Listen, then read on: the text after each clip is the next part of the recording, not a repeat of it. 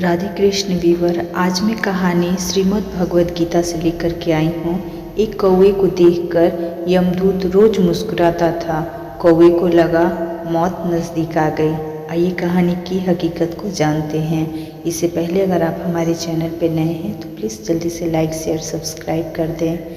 कहानी महाभारत और भगवद गीता की है। कई लोक कथाओं में इस कहानी का जिक्र मिलता है। एक कौवे की गरुड़ से दोस्ती हो जाती है।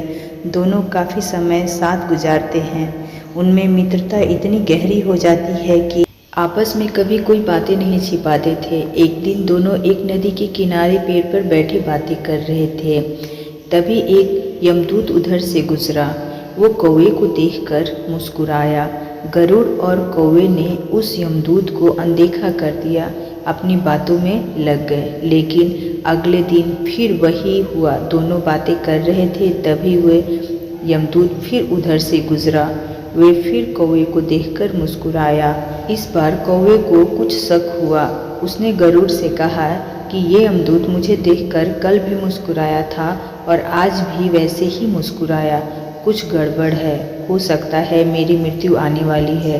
गरुड़ ने उसे समझाया कि ऐसा कुछ नहीं है, ये एक संयोग हो सकता है, तुम चिंता मत करो। 2-3 और ऐसे दिन निकले।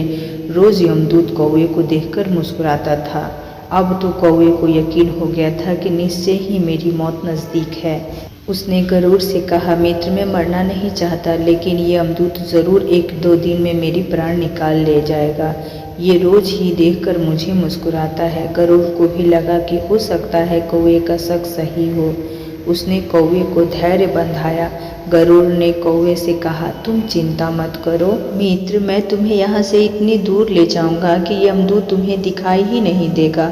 गरुड़ ने कौवे को अपने पीठ पर बैठाया और उस जंगल से हजारों किलोमीटर दूर कैलाश पर्वत पर ले आया।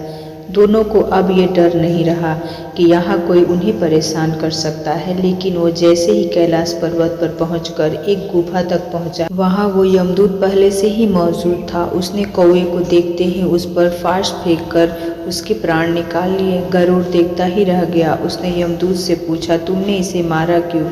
यमदूत ने कहा कि इसकी मौत इसी समय लिखी थी, इसीलिए इसके प्राण निकाल लिए। गरुड़ ने फिर पूछा, तो फिर तुम इसे देखकर उस जंगल में मुस्कुरा क्यों रहे थे? इसे मारना ही था तो वहीं मार देते। यमदूत ने जवाब दिया, इसकी मौत कैलाश पर्वत पर ही लिखी थी, लेकिन 4-5 दिन पहले इसे उस जंगल में देखकर मुझे ये आश्चर्य हो रहा था कि ये इतने कम समय में वहाँ पहुँचेगा कैसे, क्योंकि इसके पंख भी छोटे हैं और ये लंबी उड़ान भी नहीं भर सकता। तो हजारों योजनाएं दूर कैलाश पर्वत पे पहुंचेगा कैसे? यही सोचकर मैं रोज मुस्कुराकर गुजर जाता था। लेकिन भाग्य देखो, तुम इसके परम मित्र हो, इसे यहाँ तक कम समय में लेकर के आ गए। तो मेरे प्यारे फ्रेंड, मेरे ऑसम शॉर्ट्स भक्ति की फैमिली, मैं इस कहानी की मोरल आप लोगों को समझाती हूँ। जीवन और मृत्यु भाग्य की बात है, इससे कहीं छिपा या बचा नहीं जा सकता। जब तक जिंदगी है तब तक कोई आपको मार नहीं सकता, लेकिन अगर मृत्यु निकट हो तो कोई आपको बचा भी नहीं सकता। तो चलिए, अगर आप हमारे चैनल पर नए हैं तो जल्दी से लाइक शेयर सब्सक्राइब करके हमारे चैनल से आप जुड़ जाएं। मिलते हैं नई वीडियो में नई भक्ति के साथ। धन्यवाद।